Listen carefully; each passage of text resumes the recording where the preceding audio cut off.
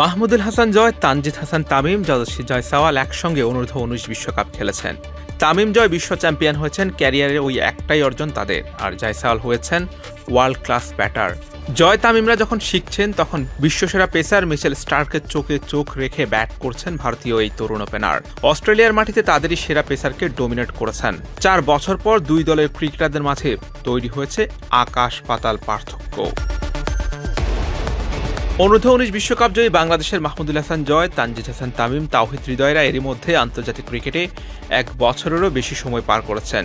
জয়সাওয়ালের ভারতের জার্সিতে পথ চলা শুরু 2023 সালে। আন্তর্জাতিক ক্রিকেট যেখানে নিজেকে মেলে ধরার মঞ্চ, সেখানে ব্যর্থ বাংলাদেশের জয়, তানজিদ, তামিমরা। এখনও তাদের শিক্ষণ পর্ব চলছেই, অথচ তাদের সমসাময়িক জয়সাওয়াল রীতিমতো উঠছেন। পাল্লা দিয়ে একের পর এক রেকর্ড গড়ে চলছেন ভারতীয় বাঁহাতি ব্যাটার। জয়ের আন্তর্জাতিক ক্রিকেটে সেঞ্চুরি থাকলেও তামিম হৃদয় আছেন 3 অঙ্ক ছোঁয়ার অপেক্ষায়। ক্যারিয়ারে প্রথমবারের মতো অস্ট্রেলিয়ার মাটিতে হাই ভোল্টেজ সিরিজে ব্যাট করতে নেমে প্রথম ইনিংসে রানের খাতায় খুলতে পারেননি জয়সাওয়াল। বোলারদের দাপটে প্রথম দিনে 17 উইকেটের পতন দেখে পার্থ টেস্ট। দ্বিতীয় দিনে ফের ব্যাটিংয়ের সুযোগ পেয়ে জয়সাওয়াল রীতিমতো জাত চিনিয়েছেন। Pat Cummins, Mitchell Starc, Josh হ্যাজেলউডদের উপর ছড়ি ঘুরিয়ে 161 রান করেছেন এই ওপেনার।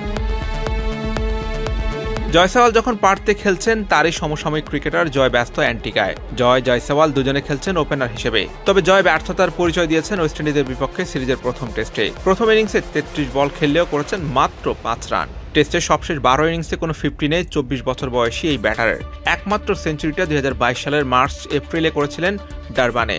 সেবার দক্ষিণ আফ্রিকার বিপক্ষে প্রথম ইনিংসে 137 রান করলেও সেই টেস্টে বাংলাদেশ হেরেছিল 220 রানে।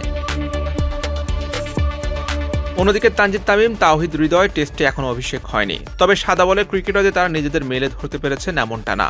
টানা 2 আইসিসি ইভেন্টে ব্যর্থ হয়েছেন তামিম ও হৃদয়, যেখানে জয়সাওয়াল একের পর এক রেকর্ড ভাঙছে আর তামিম হৃদয়রা ধুঁকছেন নিয়মিত। জয় এবং জয়সাওয়াল সমান সংখ্যক টেস্ট ম্যাচ খেলেছেন। জয়ের ব্যাটিং আর জয়সাওয়ালের ব্যাটিং দেখলেই পার্থক্যটা ক্লিয়ারলি বোঝা যায়।